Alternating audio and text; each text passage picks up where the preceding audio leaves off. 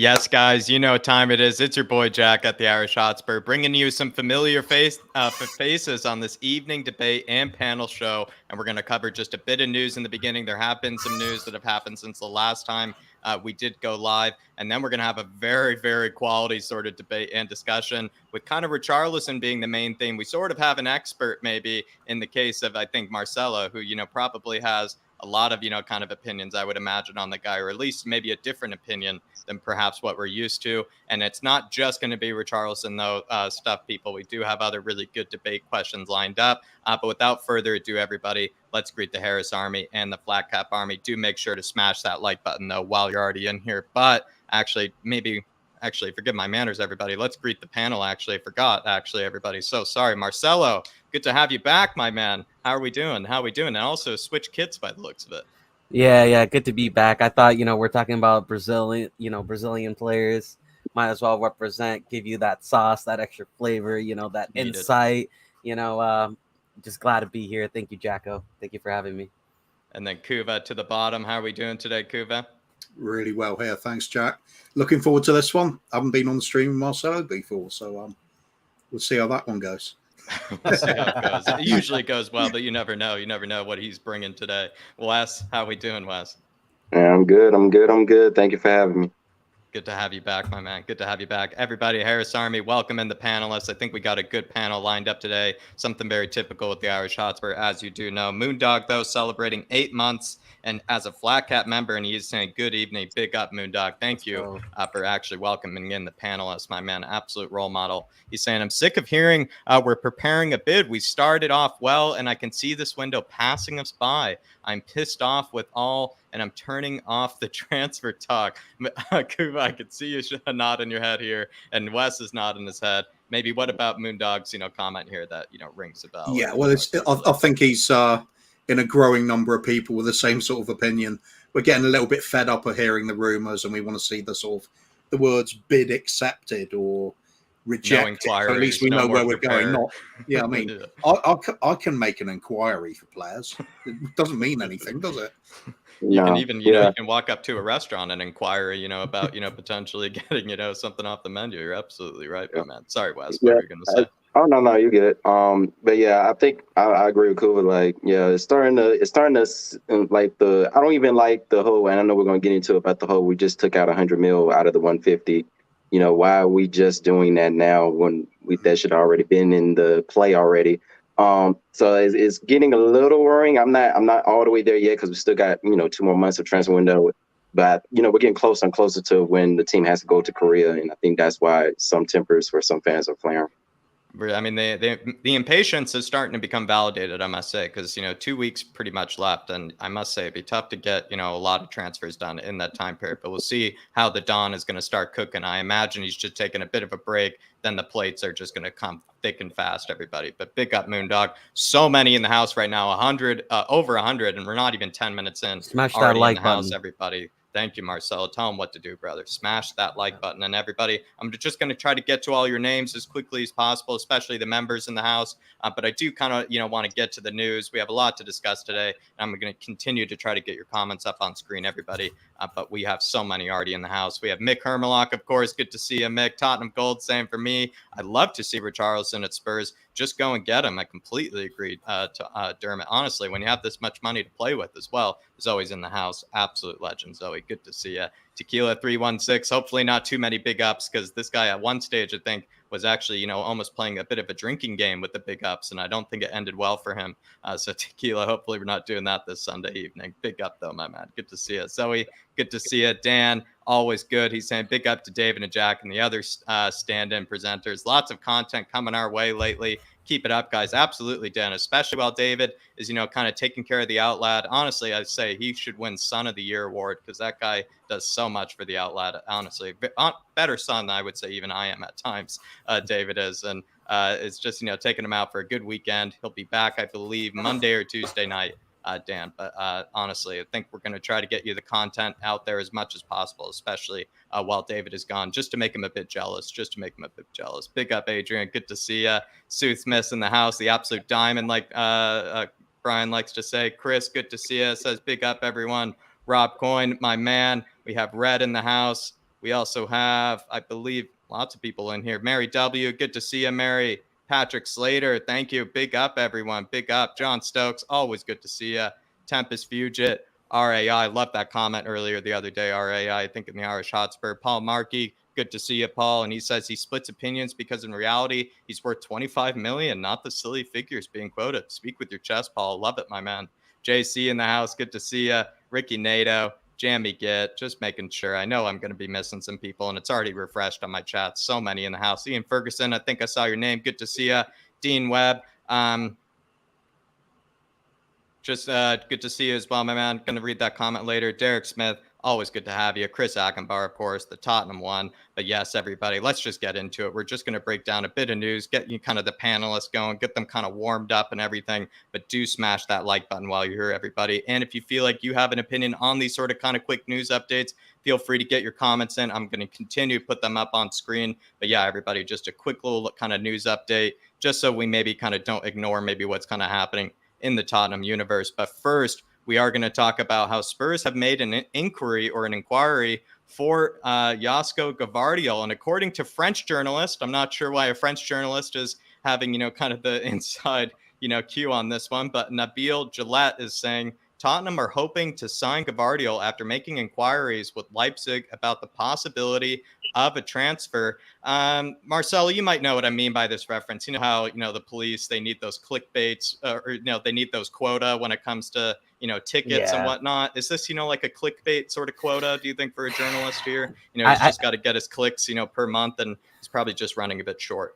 I think it's just one of those things where they know Spurs are looking for a left center back. I'm sure he's on Spurs, radar. There has been talk that he's on the list. I think also Paul confirmed that he's on the list. As far as we made an inquiry, I don't know. I don't believe it until I hear from, Ali Gold or, Fabrizio. I would take this news with a grain of salt, just simply because of how we are in the market. We're looking at a lot of players. That's how Paratici works. So you really don't know who we're going to sign at this stage. I don't really know, honestly. It feels like also this was sort of dead and buried, these sort of news, even about, Gvardiol, and all of a sudden it's been given a bit of life, on Gvardiol, though. When it comes to US, do you feel like he's better than Bastoni in your eyes? Is he just as good? Where do you kind of stand on maybe the Bastoni versus Gvardiol situation? Do you have an opinion in that kind of case?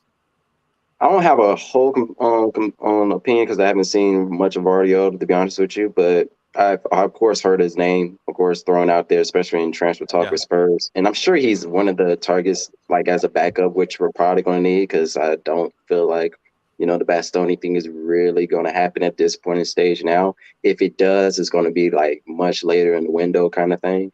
Maybe even closer to when the season is about to probably start in the weeks ahead. But, I don't have a whole opinion, but I do know that, if you want my personal opinion, of course, I want Bastoni more than pretty much any other center back. Yeah, pretty much than any other left-sided center back that we can go after. Kuva, do you see where people are coming from? When I do know some people who rate Gvardiol actually higher than Bastoni. Do you see where they're coming from in that case, or do you think that's a bit of a stretch? Yeah, there's some differences to them, although they definitely fill the same role. I'd say Bastoni is more a sort of elegant player, bringing the ball forward, lot of skill, lot of vision. Gvardiol, I think he's a little bit more, quite a bit more aggressive, and he's a bit quicker as well. He's very fast for a centre back. I think he offers that as great supplement to the likes of, if we're keeping on the Dier as the linchpin at the back, it'd be a great addition to have his pace alongside him, because that is one thing that Ben Davies can't offer. No matter how much he improves, he's never going to be quick. No, and he doesn't have the recovery, pace. Maybe I'm with Wes on it. Ideally, I'm all over Bastoni. I just think he's a fantastic player. It's Conte's choice as well. I personally think Bastoni is a more Conte type center back, where he's a little bit less aggressive, plays more from the back, plays with the wing backs, he's more familiar. Which Gvardiol is also, he's played in the back three system, but I just feel like Bastoni was more of a Conte center back. But I will say this: I think for pressing, Gvardiol is much better, because Leipzig tend to press a lot more than higher Inter line Milan, as well, and he's a lot. I think, quicker with the ball, and he's like I think Kuva and US said very aggressive as well.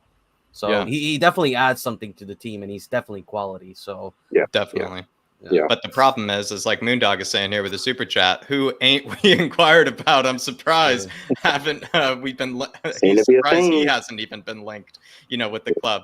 Moondog, I think that's kind of the biggest trouble here is that Spurs, they're probably some of their favorite words are preparing a bid, inquiring, having, discussions, thinking about, what's another one I think I'm missing? Like they're a huge fan, that's a good one as well. A huge fan of a certain player. Just all those sort of, terms and keywords are probably being used a lot right now. And like I said, even Moondog, I kind of just prefaced this whole question in the first place, which this felt like a very sort of clickbaity sort of kind of transfer rumor to begin with, which is exactly why we're going to probably move on from it now, to be fair, Moondog. But appreciate the support, brother. And honestly, I hate to disappoint people, but I really have no sort of trust that this is actually going anyplace. Because if there really were any legs with this Gavardiol rumor, I think we would have previous sort of kind of legs maybe to work on when it comes to that. I think this kind of fits in with the general consensus lately that, well, we've been talking about it for a while.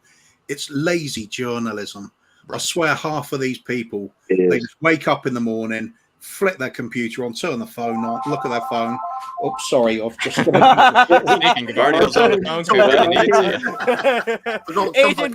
Agent Kuva's calling up Gavardiol as we speak. Just when he was trying to roast the agents, he's getting a phone call from his agent right now. Kuva is... Kuva's completely correct. I think it is kind of getting into that lazy journal. It's been happening for a couple months now, especially when it has rumors about Spurs. It's kind of everybody's trying to get the clicks, because they know exactly what we're trying to look for, and they just throw a big name out there, and it's going to get them clicks. Well, I also think it's a combination of the way, again, like I said, the way Paratici works. He looks at multiple targets, and when you mix that with lazy journalism, they're like, "Oh, Paratici is looking at this guy. Oh, Spurs must be interested. Spurs might make a bid." So then they just kind of like throw like a shot in the dark and hope that it's succeeds. I agree with everybody in the panel. I think it's just lazy journalism. It's getting boring now. Kuva, just when you were trying to roast the agents, and Paratici for being on the phone all of the time and making stuff up, it seems like your agent was calling you. Mine's confirmed that signings, though. It's about my kids coming home later. Your kids have inquired about coming home late. That's right. I told them, no, not what I'm streaming. No. The transfer window is shut. And the door will be shut. Yeah, the lazy journalism, though. I mean, I'm strongly of the opinion half the articles you look at, just because it's got a big banner above the name of the person doing it, doesn't mean it's a good news publication. You get loads of people just doing their amateurish views, unresearched or clearly wrong, and then an opinion, and then present it in the style as if they know something about what's going on, and they clearly don't, because it happens all the time.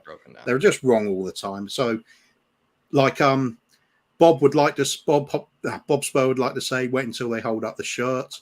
And Moondog totally agrees. It's just there's so much BS floating around at the moment. I think he's just lost patience. You can tell Moondog he really didn't know whether to say an S word then. Welcome to it. Quick news again. Save it for something else.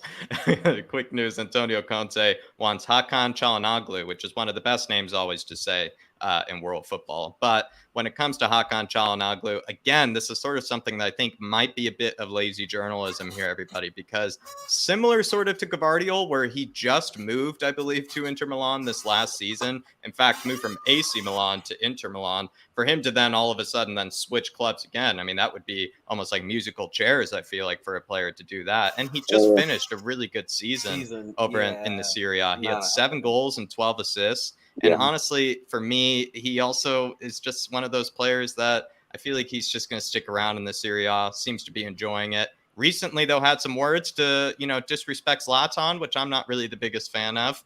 But I don't know. I just don't really see this, happening. But Wes, Hakan Çalhanoğlu, familiar with this guy? Oh, yeah. What are your thoughts? I like him a lot, but he, it doesn't make sense. He just moved from AC Milan to Inter Milan.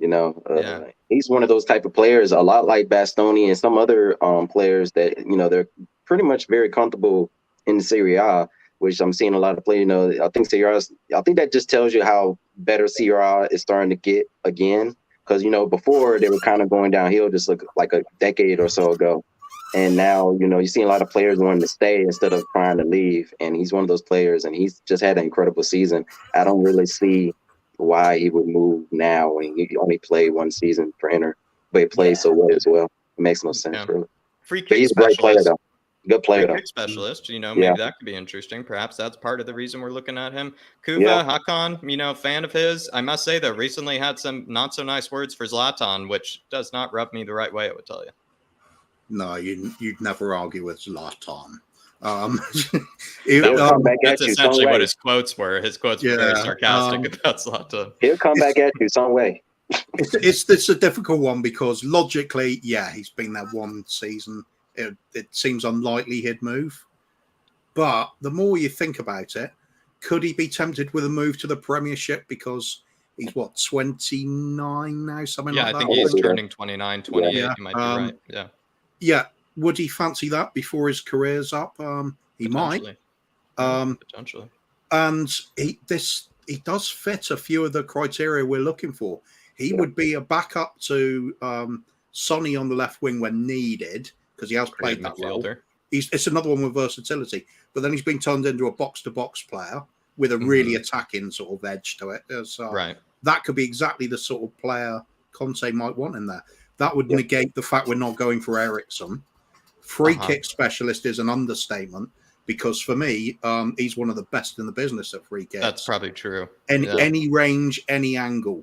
I'm not surprised to see him with 12 assists. A lot of them I expect come from that. Superb delivery. So that would also tick a huge box that we've got empty at the moment. And he's experienced and just a quality player. He makes sense. He does sort of make sense. It's just maybe if he hadn't just made that move to Inter Milan, that's probably the only reason I have that doubt. But Marcelo, you know, we've been looking at Ericsson because he was a free kick specialist. You know, James Ward-Prowse people wanted because he's a free kick specialist. You know, Hakan Çalhanoğlu, perhaps a bit more than a free kick specialist sort of player. You know, he's not just that. He is exceptional at that, but I think he's more than that. Yeah, no, I think quality-wise, he would be a great addition to Spurs. I don't think he would start for us, but I think he would be a great addition to, the Spurs squad. And I think he could, even add a lot of things to our, formation, how we set up. And, he could be a creator. He could be that free kick specialist. I think he would add a lot of things. But again, like, we said in the beginning, I really don't think this is something we really to talk too much about, because it's just, I don't see it happening. I just don't see him leaving Inter. It just doesn't make any sense. He had a good season, challenge for a title. He's making good money. The only players I see Inter selling are players of high value, where they can get a high value for them, relieve some wages, and then buy some players that are cheaper, and kind of just build a squad around that while still getting money. So I just don't see them selling him, because I don't think they would sell him for a lot. I don't think we would pay more than 30 million for him, if I'm being honest. I generally agree with that, Marcelo. The only thing that might come into the equation is, would Inter see him as a sort of person where they've got an academy player coming through that could drop into his role? That is true. They could see him. They could look at the squad and see, you know what, we can take losing him, but we can't take losing these players like Bastone. Yeah. So that could also happen. That is true. Inter, I think, are in a stage where they're very unpredictable of who they sell and who they don't want to sell, because they might be forced to sell. They might need to move some coin. Yeah. The only thing we all know is they are definitely selling somebody. Yes. So they're going to sell some players. So Inter are at a weird spot. I mean, listen, I know it's almost kind of grasping at straws.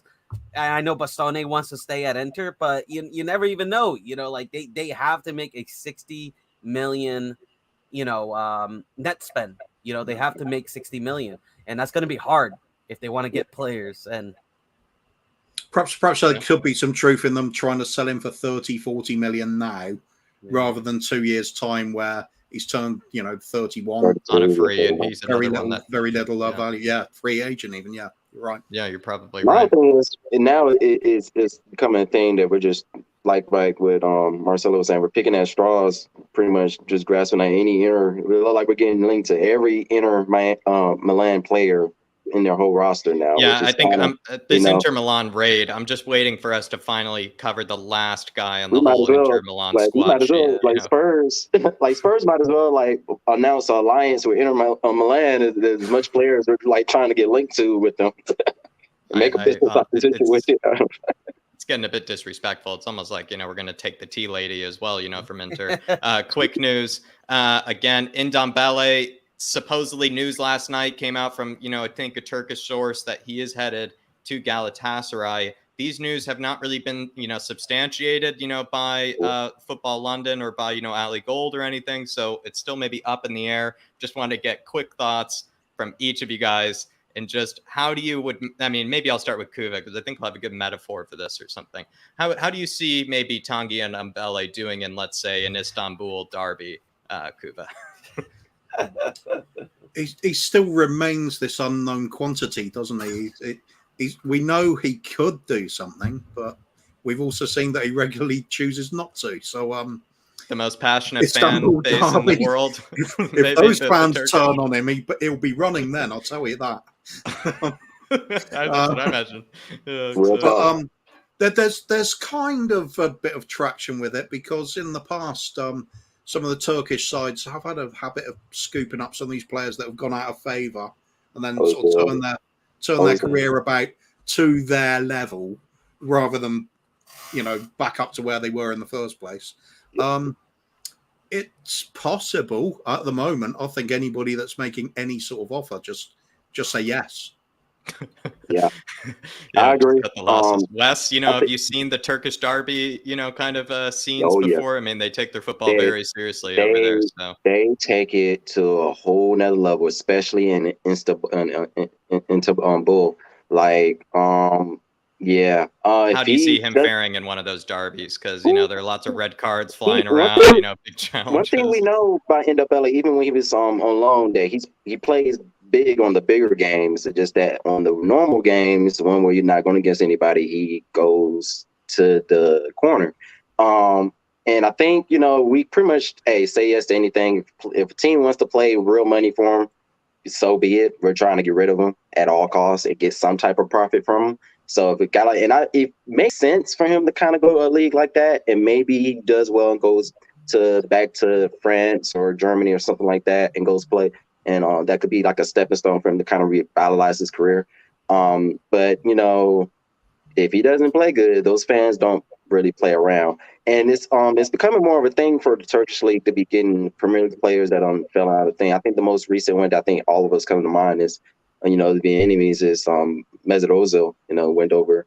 I think he went to Besiktas, I think, or was it he went to Fenerbahce. Fenerbahce, okay. Yeah. I don't know how well he did over there. I haven't heard not too well. Yeah, not too well. So yeah, even I think it would be the same thing with Ndombele, to be honest with you, because he turns it off when it's not a big game. Yeah. Marcelo, let's say Fenerbahce, Galatasaray. How do you see Ndombele faring in a game like that? I don't think he would do too well, if I'm going to be honest. I don't think he would be able to handle that type of intensity. That's the one thing. That's the one thing I kind of always disliked about Ndombele is just his intensity sometimes. He's got all the skills in the world, super talented footballer, but he just doesn't have that, that fight, that passion, that drive. He just doesn't have it. So, and also I don't think he's going to go. I don't think. Listen, I'm gonna say right here, right now about Ndombele. I think he stays this summer. No. Unfortunately, I don't think we're gonna sell him. I don't think. I could maybe. No one's paying a transfer fee for him. No one. I think the most we'll get for him is a loan, but I don't think he's gonna go to Galatasaray. I don't think he wants to go there. I think he'll probably be someplace to like France or Germany, as you guys said. But I think he's going to stay this summer. I really do. I think he's going to – I just don't see anybody wanting him or even wanting to pay for his wages, especially in this, this climate. this economic climate that we have. No, I think we're going to be paying 80% of those wages. I think it might just be that Galatasaray, who knows, is the Just to only get him off club the that will roster. take him. Maybe Yeah, that's just to the get him off reason. the Yeah, but at the end of the day, he has to be willing to go there. I just don't think he is willing to go to Eastern Europe to play some Turkish game. No offense to Galatasaray. I just don't those think fans are crazy. Yeah, you know, I Really just match. don't Sounds think like oil and water. Yeah, I don't think he wants to go there. I'm not gonna lie. Yeah, well, good luck to Tanguy if the news are true. That's what I would say. Best of luck to you, my man. Last bit of quick news, then we'll move on to the big debate panel. Everybody, keep smashing that like button while you're in here. Still over 180 in the house, everybody. So keep smashing that like button. Get your comments in. I'm going to keep trying to put them up on screen as much that I can. Tottenham have withdrawn £100 million from their original transfer budget, sort of, installment of 150. Basically, the real question is, it's actually quite quick. Marcelo, I'll start with you. Do you anticipate Spurs spending more than 150 million this summer? Kind of just simple yes or no. No, less than 150. You mean like net spend or just spend at all? Just like total transfer fees, just in general. I can see it actually. Yeah, then I'll change it to yes. Okay. I like that though. Net spend. You're thinking more complicated than I am. Yeah. Kuba, are we spending more than 150 million? Just total transfer fees. Wes hit the nail on the head earlier with a comment I'll get to in a second. Marcelo, yeah, I agree. It's the net spend bit. It's if we start shifting a few players out, we will spend more. If we're not looking to ship players out or we're getting low value for it, I don't even see us spending up to 100 million. I think it's going to be even more disappointing. I think we'll be looking at loans and really cheap signings again. That's a bad gut feeling. Unless they're good ones, because as we've seen, Perisic, there are some players out there that could do it. I just don't see it happening. It gets boring having to say it, but 42 transfer windows of evidence to look at what Levy's done over 21 years. The evidence is on your side, Mr. Yeah, exactly. So, for it to go well, and these people that keep saying we're like delusional for saying that won't happen, and we've got that evidence behind us, I'm hoping these people are right. Well, to be fair, Kuva, we did almost spend that amount last summer with Mourinho. Yeah, no. Not last summer. The summer before that with Regulon. Yeah, we did spend like 150. So what's the likelihood we do again? I could see it. Maybe. I think. All right. I think we are at the point now, though, where we are looking to offload players. 150 being spent. Wes, what do you think? Oh, this is the key point I was going to go to. Was about the timing of it. Oh yeah. Because I said it earlier before we got on. The fact that we're taking out 100 million now, and they supposedly gave us this like 2 months ago. It's kind of, or at least like 30 days ago, or whatever, like in May, after the season was over. And now they're saying, "Oh, we're going to take out 100 out of the 150." My other thing is, I'm like, Alistair Gold was saying, we have a bigger pot than just the 150. That was just an add-on to what we already supposed to have technically. So really, this is starting to get a little, dare I say, Levy like, from what it's sounding. Now we're looking to offload players, and now this is sounding like what we were going through when we had Nuno during that summer transfer, where really we didn't even hire him till the end of it. So it's like, this is where I started to get kind of worried. But this also means, if you want to look in the bright side, that if we're taking out 100 million and we're confirming that and then got public, that means we're about to sign somebody. But who would that be is the real question. That's the way I see it. Because personally, I think people are. I think with the whole, I know this is just supposed to be a quick topic, but I kind of want to just chime in on it. Yeah. I just think that this whole transfer window, I think people are getting a little bit too impatient. You know what I mean? Like 6 signings in a whole window. Listen, no, I can't. Like it's hard. Spurs fans are very. We've been waiting for a long time for a summer like this. Yeah, and I think we already got 3 signings. We're planning on making 6 or 8 signings. So that's almost half of our signings already done. Yeah. You know what I mean? So we got a whole transfer window. Nobody gets their signings done before friendly games. You know what I mean? I don't care what anybody, says. I love Conte, and I know he demands a lot, but I'm sure even if we make, let's say, 5 signings before, we face Korea, that's good. That's really good, man. Yeah. You know what I mean? No And club I think, makes all their signings. and now that I think about it, I think Conte just said that just for the Just to get it board moving. and for the team to be like, hey, Yeah, get let's it get some moving. signings in. Don't spread out this for a long period. Let's get it. We get the ball rolling. Let's get other teams to be looking at us like, oh wait, Spurs trying to do something. And I think Conte, and he did this before. He did this throughout the season when we had the interview talks after games. He's very tricky. He knows how to get things done in a political way without saying it. And I think that's maybe that was one of the things where he just said, hey guys, let's go get signings there. I want 6 signings before the friendlies again in Korea. He might have said that just to get the ball rolling, probably. Yeah, I'm sure. Just to make him panic. He's understanding. You know what I mean? Just to make him move. Just to get him, get him going. It's just to, they need a deadline. I think Spurs need a deadline. We're that sort of club. At the end of the day, we will procrastinate it as best we can. If given the opportunity. But we are going to transition here, everybody, and do kind of discussion, kind of debate, sort of stuff. We covered the news. I guess sort of covered a lot of the clickbaity sort of journalism as we maybe kind of discussed earlier. Now we can actually talk about things I think are kind of just, away from sort of kind of the transfer, I think, beaten path that maybe people might be on. We're just going to be kind of talking about sort of kind of, what sort of moves would you make, sort of kind of, the incoming players like Richarlison, is that actually the right sort of move and whatnot? Nothing about, is it happening? Is it not happening? Just kind of your general opinion. So I think people will really like that. So while you're in here, everybody, do smash that like button. Keep getting your comments up. I am going to keep putting them up on screen, and feel free to put them in as a super chat if you do want to stop the panel to have them discuss your point, your suggestion, whatever it is that you want to talk about. Feel free to put it in a super chat. It's a great way to skip the queue and support the channel. But we are going to be talking about, potentially the fact that I feel like the original news was kind of everybody was that Gavardio and Bastoni weren't happening. So we are going to maybe talk about who that sort of third, maybe option is maybe, for Spurs. And it's not really like who we predict. It's just maybe who you want. And I kind of want you guys, each of the panelists here, to make your case maybe for that third option. Maybe you're a Pau Torres fan. Maybe you're Evan Ndika fan, that guy over from Frankfurt. Who knows? Longley, seeing some people like Sven Botman is headed over to Newcastle. So that one is kind of off the cards. Lissandro Martinez, the Ajax kid, basically just who's your third option? Which one do you want to pursue? Kuva, I feel like you might have a decent suggestion to maybe start us off with. What do you think? Who's your third in line?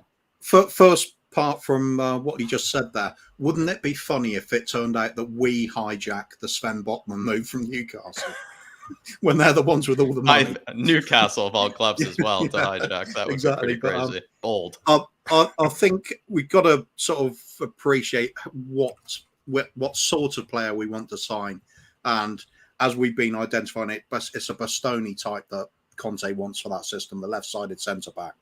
So who really fits that bill if it's not Bastoni? Somebody that plays like Bastoni. Ndika, he definitely does. He's very similar in many ways. He hasn't got quite the experience, but he's had a hell of a couple of seasons and he's rapidly developing. And as we saw, for a gauge of how well he might do in the Premiership is he played twice against West Ham and they couldn't do anything against him. He was head and shoulders above them. Then there's the ones that we're also linked with that perhaps aren't quite the same role, the Gavardiol or even a Bremer who's not even the same position, but he would still be a great addition. Pau Torres as well. What do you make of the Pau Torres sort of hate? Because I think he's kind of like similar to the Richarlison thing. He seems to split opinions, Pau Torres. What do you make of that? My personal feeling on that is people are weighing him up as purely as a central defender. When if it as a pure stopper, he's not impressive at all. Of course, he's not. Okay. He's not powerful. He's not big. He's not going to dominate the air. But his role is more the old-fashioned sweeper type. Is to pick up the loose ball and use it intelligently and swiftly, and be the pass master at the back. It's all like the deepest playmaker of all, if you don't count the goalkeeper. For that point of view, he could do a really good job for us. Do I want him? Nah, not for me. I've got my heart set on Bastoni or a Bastoni clone. And for me, it's only Undercar so far that's really looking the part for that. There's others that you can look at and say they do the job there, but it's not quite the same mold. There might be part of their game that's missing. They might be a bit too short, or perhaps even a bit too tall. They haven't got the mobility. You wouldn't say Sven Botman's a fast player, for example, but he'd fill out he could fill in that left centre back role if needed, and he's got the height. So there's players out there on the shopping lists. It's not really for us to be too bothered about who, really, is it?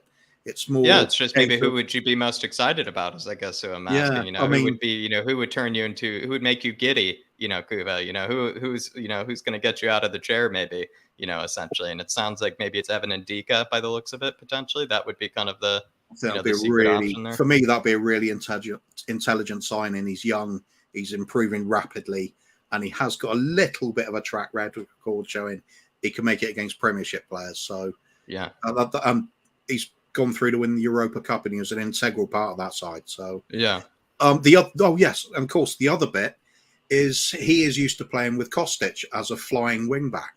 And there could be that Kostic double deal perhaps available to us, which a lot of people even if it isn't, he would still be able to play with Perisic doing the same thing. Right. He's used to having his wing back partner way up the pitch when, you know, shit hits the fan, if you like. Yeah, he's used to that. He's got all the recovery pace. He's got a brilliant timer of the tackles. Reads the game well. He really does tick every box. It's just he hasn't been around for a long time yet. So people will discard him because he's too young or haven't seen him in the Champions League yet. He's a talented player. Do you feel like, Wes, you know, are you disappointed that we're now kind of resorting to our third option here? Do you feel like there's still good options out there? Are you not like too kind of, you know, upset about it? How do you feel that maybe Spurs are basically going to be looking at sort of their third choice, you know, for whatever center back they go for? Be honest with you, I'm not too worried about this because there's talent out there to get still. I know we didn't, you know, our talisman one that we really wanted was, of course, Bastoni. But to be honest with you, I've been looking at Ndika, and I like Ndika. I think he fits what Conte wants a lot more, and he's used to playing with very technical and fast wings. And he's rolling off a good season, you know, as well, which sometimes maybe helps, you know, having someone confident. And he knows what it is to win, you know, because you know, he just won the Europa League. So he brings a winning mentality, even for him not to have the experience that maybe a Perisic or some other players we have already on the team has. To me, I think he brings in what we need to fill out that role, to add more quality, to add more competition for Davies. And, you know, to be honest with you, you know, I just feel like that's probably what we should probably aim more at. I don't really want Pau Torres. To be honest with you, I don't, you know, if he came in, it would be like, okay, cool. But to me, I think the better signing overall with age and everything like that would probably be Ndika for me. Interesting. It seems like, you know, 2 votes for Ndika there, you know, Marcelo. Do you want to be the third, or you feel like there's another name that we're not giving enough respect? And also, you know, I know I'm kind of asking you 2 questions at once, but how do you feel that Spurs are also on their third choice, you know, essentially? Well, I think the fact that we're in our third choice is really not our fault. We did go for our first choice, you know, we just couldn't do it. You know, he didn't want to come. We're willing to pay. It happens. You know what I mean? We got to, you know, move on. But listen, if we can't get Vardiol or Bastoni, I'm not going to lie, man. I'd rather just keep Ben Davies at the left center back, and I'd rather replace Dier. I'd rather go for Koulibaly. Go big, man. Go big. Replace Dier. You know what I mean? Dier is not like I hate this opinion that Dier is irreplaceable. He's not like when we were doing that season scoring, I actually was going to give him a big score, but then the talk that David gave me, and I went back and I rewatched those games. He is not irreplaceable. He made more mistakes than Ben Davies.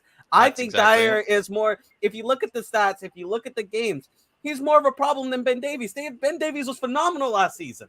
He was phenomenal. You can't really point to goals that were Ben Davies' fault. You can point to goals that were Moon Boots' fault. His tackling, work rate, on the ball, he was great. If we can't get someone that is better than Ben Davies, I don't like that's clearly better than Ben Davies. I don't want them. I want players that's going to improve the position. I'd rather go for a central midfielder like Koulibaly, who will walk into our team and then instantly improve our defense. Instantly. Yeah. I'd rather go with that than just being stuck with this. Oh, we need a left center back. We need, like, go watch the games, man. Ben Davies was very good last season. Agree with you, Marcelo. A lot of people agree with you, but it's Eric Dier. A lot of people say Eric Dier has that leadership, right? They say he has that, ability to connect, the whole back line. Do you think that's being overrated? Listen, do you think there's Listen, I understand the leadership aspect, but you get quality players with each other. They can speak French, Portuguese, English, whatever, man. Football has one language, and that's talent, bro. You get talented players together, they will play. It'll take a little bit of time, but I'm telling you, they will gel and they'll play. Talent speaks for itself. I'm telling you, man. You don't need to know the same. You don't need this leadership. Koulibaly is also a leader. Koulibaly is the leader of Napoli's backline, and I think if we go for big money, we could get him, man. I think he wants to leave Napoli, and I rather go for players that will legitimately improve us than just and I may be arrogant in saying about Ndika, but I haven't seen too much of him. I'll say that you personally. Don't need to put your faith in him if you haven't seen too much. Exactly, you know what I mean. Like, so for me, looking at Ndika, I'm not sure if he's better than Ben Davies. Some people may say he is. But, there's been many times where, for example, Sergio Reguilon, who was balling out in the other league, you know what I mean? And we're like, oh, he's going to come in and he's going to be our star left back. Look what happened to him. You know what I mean? So, like, I don't know. I personally think I'd rather go for the sure thing, man. You don't want Longshite. You don't want Clement Longshite. No, I don't want him. I don't want him. Definitely not him. But, sorry. That's it, my rant. I rather focus on. I agree. I don't know. Yeah. I've said this before, actually, in countless times. And, as much as I feel like I can't argue with the Moon Boots leadership, it's just one of those statements where I just don't know what else I can say to that, because the point still stands. Ben Davies had a better season than Moon Boots did and is probably more deserving of that spot than at the end of the day Eric Dier is. And in fact, I think their seasons aren't even that comparable, because when you really look at it, like, I kind of agree with Marcelo. I don't know, like, more goals you could look towards if it's being Moon Boots' fault than really Ben Davies'. And I feel like it'd just be unfair to Ben Davies. If Ben Davies were to get displaced by Bastoni, maybe not that unfair to him. If he were to be displaced by Clement Longley, that might be a bit unfair to him, probably. Yeah. Sorry, Wes. Yeah. I was just saying, I'm gonna go into. I know I'm probably gonna get a whole bunch. I don't know. I may get hate or love for this, but I'm gonna go a little bit of defend Eric Dier for us. Defend Eric Dier for us. Yeah. To me, look at when he got out for those, like, I think it was like 3 or 4. I think it was like 3 or 2 games straight when we had to put Sanchez or we had to put Romero in the middle. One of them, it was like a couple of games where it was clear and obvious we were missing, that people, our whole fan base was crying out, "Where's Dier?" I never heard that before from any of our fan base when talk about Eric Dier. Man, we don't have Dier. Like, that was one of those moments. I say just think about that a little bit. And I'll respond when you're to that. competing with Sanchez, though. When Sanchez comes I'll respond to that. When you have a backline of Sanchez, Tanganga,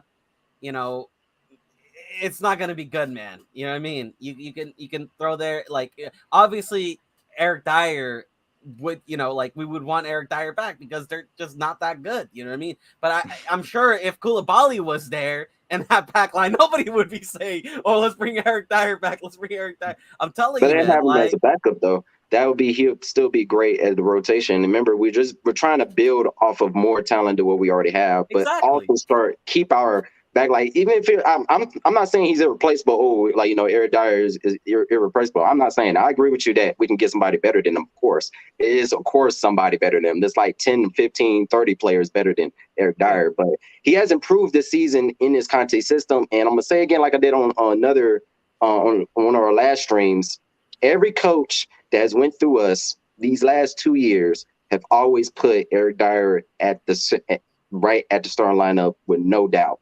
Is it because he's the language genius? Is it because, he's a bit of a teacher's pet? What is it? Maybe he just follows what they're teaching and what they're coaching, and he just does it. Some coaches like that. They want players that listens to what they say and does exactly what they tell them. And he's one of those players. That's why I feel like he'll be a great to keep in the rotation. Somebody can, of course, replace him. There's ton of talent better than him, of course. I'm not saying sell Dier. If he was to start for us next season and start as our central center back, I'm not going to be mad at all. Yeah, Like, I think what I'm not and saying some people Marcelo's come trying at to me for say. that, be like, "Oh man, like you finally Eric Dyer be the middle." Yes, I am. like what I'm trying to say is like if we could have gone if you gave me an option between Koulibaly or Bastoni, Mhm. I'd rather get Bastoni just because Yeah. I think that left-footed center back position is more important than the central position. There's less left-footed central defenders that are that quality. Yeah. But if we can't get someone of that quality, why are we trying? Like, I don't get why we're trying to force Ben Davies out of this team. You know what I mean? Lenglet is not gonna like improve us that crazily. No. Ndika, in my opinion, from the little I saw him, he's a good player. Yeah. But I don't think he's gonna be that one that's gonna take us to the next level. I want players that's gonna take us to the next level. I think someone like Koulibaly would have more of an impact in our back line than Ndika or Lenglet. You know what I mean? Yeah. I just think he would. Kuva, do you I agree. this? Yeah, Kuva, this team only conceded, we were the fourth, I think, fewest goals conceded last season. And, that kind of speaks to Ben Davies's, season, because this guy didn't even improved a have a lot. full season under Conte, no improved a full lot. preseason or anything. This defense could get even better without even any additions. We need additions into the back line, just before people, quote me here. We do need additions, but maybe there's a point here that the defense is actually a lot better than we think, actually, Kuva. Perhaps. Well, I'll counter that by saying, what was the bit of the part of the game we struggled most with last season? Going forward, I would say at certain moments. What's the key point of Conte's way of playing football? Defensively. Defense pace. No. What adds to the attack? Where's the major source of some of the attacking play? Wing backs. Yeah. Why are we conceding less goals last season? Because the wing backs have to stay back. Yeah. Because we're not that strong if they don't. Yeah. We need to strengthen that central defense as far as I'm concerned. I mean, the question came up about Bastoni or Guardiola for the left-sided defense. Well, I totally agree with Marcelo. Eric Dier isn't good enough. Ben Davies isn't good enough. If you're looking to try and break into that, elite two in the league and hopefully try and make a push at some point for their league title, you can't have Ben Davies or Dyer in there. At the moment, they got to be rotation. At the moment, the defenders we have in the entire club of that standard, it's just Romero. Unless you count Perisic, he's of that kind of quality. Yeah. So if we can't get Bastoni, then get somebody who's better for Dyer than in Dyer's position. Yeah, I agree. Now, just improve any position you possibly can. Yeah, and I actually agree with that. That if we were forcing his hand on this left center back, if we can't get somebody for left center back, Ben Davies has been great. He's been great. He's probably our most improved player last season. And then if we got options for central center back that we can definitely go for, we should definitely go for, because we're at least improving that back line in some form with a high level of talent to match with Romero, because we know Davies has improved and he can still hold that down until maybe we'll get another sign to replace him one day in the next transfer window or during somehow in this transfer window, and I feel like one point we're saying for both of those players to be out the team. Now we kind of want them as rotation pieces because of all the games we're going to be playing. And I think that speaks to the level of how much they improved over this season. But I agree that, if we're trying to force his hand on left center back, we could just go for a central center back that's more fit, just to improve that back line. So I agree. It's crazy how much the Ben Davies fan club, I feel like, has grown, this season. It went from, population 1, to, probably a lot bigger than that now. Moondog saying, Dyer has lost me a fortune. No more bets for me.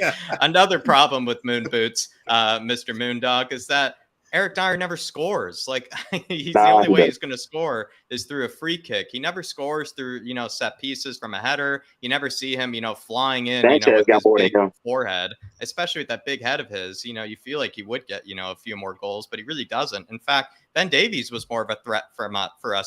From set pieces this season. Guess what? Sanchez was the one scoring for us. Sanchez is by far the best of all of them. Yeah, no question. Lucas Moura is more of a threat. Lucas Moura is more of a threat from set pieces. And look, it's not just Koulibaly. That there's also other good central defenders out there, man. You know what I mean? I know it didn't go well the first time, but I think now with Champions League, Kouande, I think, Oh yeah, I would don't take know. him back. I think would we love can. to have that. I think I'd we can love go to back for that sabotage deal. that Chelsea And deal. people will say, "Oh, well, you didn't want Spurs." But man, if you're a football player, who would want Spurs in a conference league with Nuno Espirito Santos? You didn't know want what to play under I'm Nuno. I'm a Spurs fan, bro. But even if you gave me that option, I'll be like, I don't know, man. I kind of like Spain right now. I kind of like Seville. Let me just wait a year. Let me I'll just wait a Also, year. Another another central center back, I think we can probably, and we've been remembered, and we almost got him, or we at least got close to trying to do a deal last summer was Skriniar at Yeah. Central, and he'll He's be not gone amazing yet. for us. That's a complete upgrade over Eric Dyer. And we're talking about the central center back position. So there's options out there. And Inter, again, they want to get rid of one of their players. They can't get rid of Bastoni. There's also They could be willing to get rid of Skriniar. for some reason I hear sometimes like the Litz name being thrown Yeah. out there in the market. I don't know. That probably won't happen, but there's a lot of good players out there, man. There's good Defense, options to out me- there, and we can be picky, but at the same time, like I think Sean and Kuva have said before, we need to get going at the same breath as well. We can be picky, but we need to get going. I would say. I like To me, Fofana. defense is probably the more lesser thing for us to worry about. It's always about really, I think, the more forward attacking play, because you just never know with the inconsistency. With defense, it's a little bit easier to understand what they're going to do more than what the attacking, more minded players are. And I think that's where we need to probably spend, most of the money on. While with the defense, there's talent you can find that can do the job consistently on a higher level, of course. But I think there's more of them than there are when you talk about forward. Because when you talk about a world class forward, it's not, there's only so many out there that are not crazy expensive already than there is for defense to me.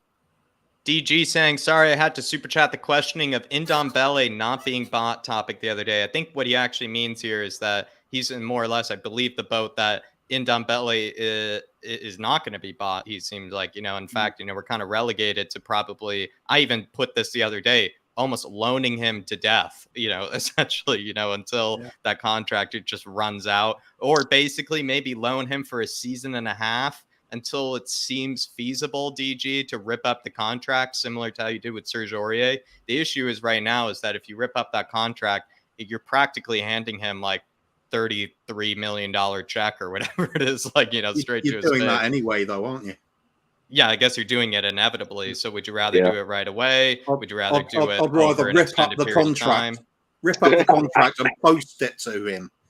So you don't even give him the contempt that he doesn't even get a face-to-face meeting. You just rip up the contract, send it off, don't come back. Yeah. Live video feed of just having through the shredder. But DG, that's just the biggest thing. And maybe what I would ask maybe the panel here, just because I don't think I got to ask them this, Ndombele, and maybe just for DG's sake here, because I know he deserves a better answer than I've given so far. Marcelo, worst transfer of all time? Ndombele for Spurs? The worst transfer of all time? 100%. 100%. Just for the price. Some people were saying other players like Postiga, Rebrov, and players like that. I can't really speak for Rebrov, but those guys weren't even close to his price tag. I mean, like, let's look. Okay, let's that plays a huge part. Let's take the glasses. Let's take the glasses off, right? Spurs are in a much better position than we were back then, right? We have a very good team. What has Ndombele was meant to replace Eriksen? Yep. What has happened by that time since Ndombele came to Tottenham? We loaned him out, and now we want to buy Eriksen back to replace Eriksen with Eriksen, bro.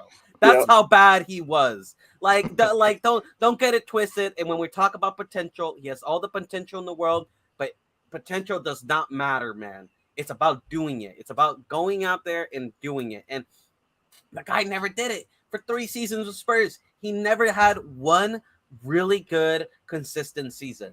He didn't have one. And with 65 million we spent on the guy, I'm sorry, it's the worst piece of business we've ever done. Certainly worst value for money anyway. Yeah. That's a good point, though. I think. Worst player? No, there's been far worse. No. Technique-wise, skill-wise, Yeah. he's definitely not the worst player we've But bought. business-wise, just by far the worst. And like you said, Marcelo, that's a good point. Like, when we bought him, we were buying him to improve an already good team. In fact, a team that had just made the Champions League final. And that was the outcome. And he was so crap that we went from Champions League finalists, that we then went from Europa League, team to then a Conference League team. You know what I mean? And it's just not just in Ndombele. That whole transfer window was a shambles. We spent over 250 million, and I think only one of those players starts for us, and I think that's Sessegnon. Or Højbjerg. I think it's Højbjerg. No, Højbjerg was the other window. Oh, wait, Højbjerg was the regular. Yeah, that was next. He wasn't even that. No, we only one player. Lo Celso is sold, and Ndombele, doesn't want to be here. We don't want him. I'm trying to think of another one. I mean, I'm trying to think of another. That's it. Nothing memorable, isn't it? Sessegnon is the only one that's starting. That's it. That's such a crap window. To me, and that this has to be basis off of value. This is one of the worst businesses probably ever for Spurs. 65 more, or I think he is our most expensive player ever that we ever signed. Still, hopefully that gets changed this summer. Hopefully, but no, because I think the player, if you're talking about like top level of football, you got to have the heart, and I don't think he has the heart at all. If you're not even trying in practice to improve your game, and you could potentially be extraordinarily better than what you are even now with the technical ability he has, and you don't want it, you come on. He's definitely the biggest flop I've ever seen at Spurs. Come on, doesn't even have a heart. I think everybody was excited when we first signed him. Yeah, I think that's the other thing. Everybody saw the hight reel. Everybody saw the performance against Man City. I mean, he came in probably with more hype than the others as well. Yep. You're absolutely right. He's literally the polar opposite of Højbjerg, isn't he? Yeah. Højbjerg limited ability set, but he tries his heart out. I don't know if everybody was that excited about the Højbjerg signing, to be fair, as well. People knew he was people knew he was going to be a great addition to the team. They knew we were going to be better than whoever we had in the midfield at the time, which was like Dele Alli and Ndombele. But now I think we're going to move on. We're going to move on to the very central topic today. We're going to be talking about the player that Spurs seem to be preparing a big bid for, and by the looks of it, it seems like maybe Richarlison could be on his way to Spurs. He even, I think, recently somehow through someone that he knows has said that he would play for Spurs if the bid does get accepted. He would like to choose us, I think, over any other club that is interested in him. Good news for us.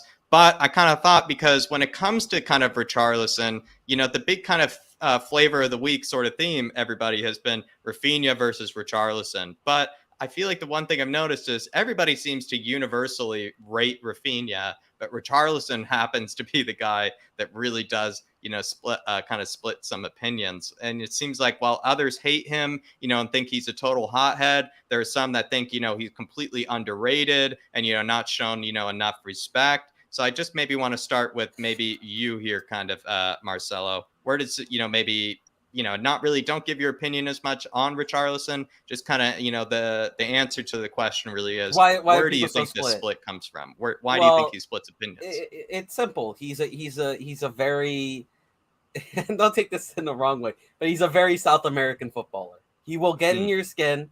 He will play dirty. He's a shithouser. And when you play against him, you're not going to like him. You're not going to like him. You're going to hate him. So, especially Liverpool fans, they hate him. You know what I mean? I was talking to one of my Liverpool buddies about how, I would be glad to sign Richarlison. And he's like, no, he's this and that and this and that. But I'm like, but he scored 53 goals. You know what I mean? With Everton. You know what I mean? Nobody does that, with that Everton side. So I think a lot of it has to do with his mannerism. He dives, he cheats, he does a lot of things people don't like. And I think that feeling, people, sometimes they don't want that type of person in our club. But I think in every club, you look at every champions, you need that type of person. You need that shithouser. You know what I mean? You need a couple players there that are willing to necessarily not play by the textbook. So I mean, you just kind of made me think about Marcelo. Just Sergio quickly, Ramos. I wonder what you can think about. Let me know what you think of this. Some people and I'm kind of one of these people, some people, maybe don't want the investment from, the oil rich, kind of sort of nations and whatnot, but they'll be happily take Richarlison. And then it's also the other way around, where some people would take the oil rich, money, but they'll never take Richarlison. It goes against all their moral. It's almost like Richarlison's like a moral player. It almost seems like, because I think it's, for me, it's hard to dispute that he wouldn't be a quality backup forward for us. I just don't see where an argument where I don't think he wouldn't be a good addition to our forwards. But I don't know. Like, I just think it's his personality that people often don't like. That's probably dead on. Is it the price tag, like DG is saying here for you, Wes? Could that be maybe a reason? Some people just don't think he's worth maybe that much, and that's why they're kind of up in arms about it. Well, when you look at the situation that we are in now with some clubs, there are some players are a little bit higher than what they normally would be. Normally, I think he would be a $40 to $50 million player or a pound player. But, their price is kind of warranted, at least now at this point in the morning. He had a pretty good season last season, but despite them, almost getting relegated.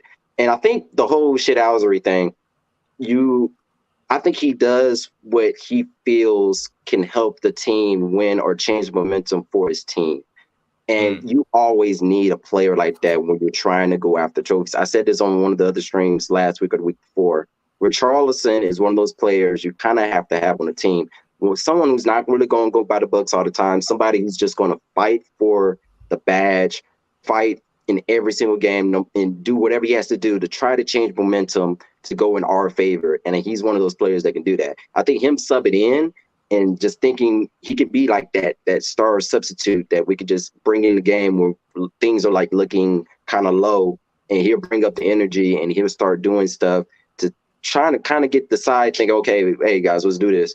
He's one of those players that can kind of do that. And I feel like as a utility, he could play the wing. He could play that striker position in substitute for Harry Kane. He brings a lot more, I think, utility for Conte than I think the other player does. So to me, Rafinha does. So, I say go for Richarlison. Is he another Lamella? Is that perhaps why? Oh, yeah. Is that maybe that's another thing too. Yeah, we're missing. Back? We haven't had. We a lot of fans miss Lamella because of his shithousery, and some fans don't miss Lamella by the looks of it. Maybe they don't want Lamella back. Well, the thing is, we never had to play against Lamella. That's the thing. We never had to play against Lamella because he was at Roma. I guarantee you, if we had to play against Lamella, people would hate him. Yeah, they just would. It's these type of players. You either, if he's in your team, you love him. I guarantee you, if Richarlison does come to Spurs, over time he would be a fan favorite, just like he's a fan favorite in Everton. It's just right now we have that foggy vision of like, oh, this guy, he used to dive against us. Fuck him. He's got a penalty before. He's cheated. I don't want him. So it's just emotions, I think, personally. And last thing before, I'm sorry. The fact that he plays so good stats. We look at stats. The fact that he's played so good on that kind of team, that bad of a team for Everton, probably one of their worst teams so far. I think that screams a lot of why they're trying to charge what they're charging for the player. He's literally been doing stuff, even though he's playing with pretty bad talent around him. But that's just my last 2 cents. It's a great transition, actually, Wes. I'm actually about to ask Kuva that question.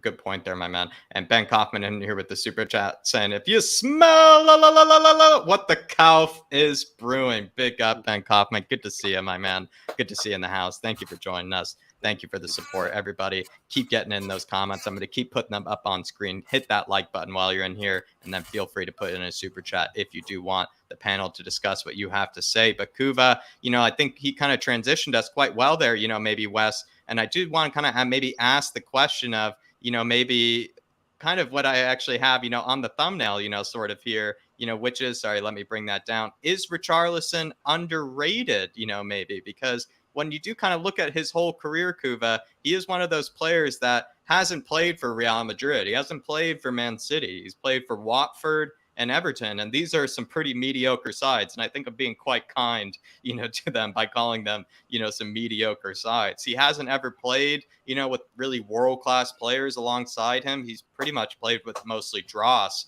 I would say, for his whole time, at either really Everton or Watford. I would even make the case, Kuva, that a lot of the players he plays for alongside Everton or with Everton are actually overrated, if you ask me, some of those players. And even Calvert-Lewin, this most recent season, he didn't get any help from the goal department or the assist department. Do you feel like, maybe Richarlison a bit underrated, not given enough respect? Whew, thought it was a bit of a Sean Butler question, wasn't it? I know. You love me. You love a 3-minute question. I think for me, the opinion on Richarlison, you got to look back a little bit further back on what's been happening with us. It was only a few months ago we were talking about, we can spend up to 400 million before we break the financial fair play rules. And then, we're going to have a war chest of 250 million.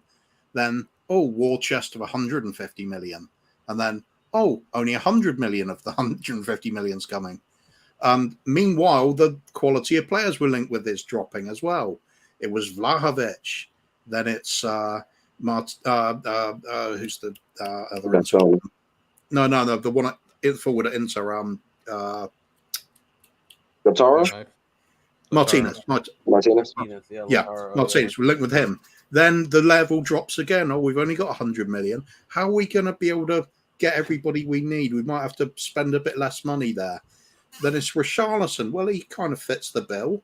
Personally, I like him. I think I love the shithousery. I love the versatility. I like the fact he can offer some strength when Harry Kane's not playing, so he can get physically involved and rattle some people. I love all that. But I also take on board everybody that's, feeling a bit deflated because we're talking about much bigger names a few months ago. And now this level and the price tag seems like a hell of a lot, especially if we've only got 100 million and they're talking 65 million.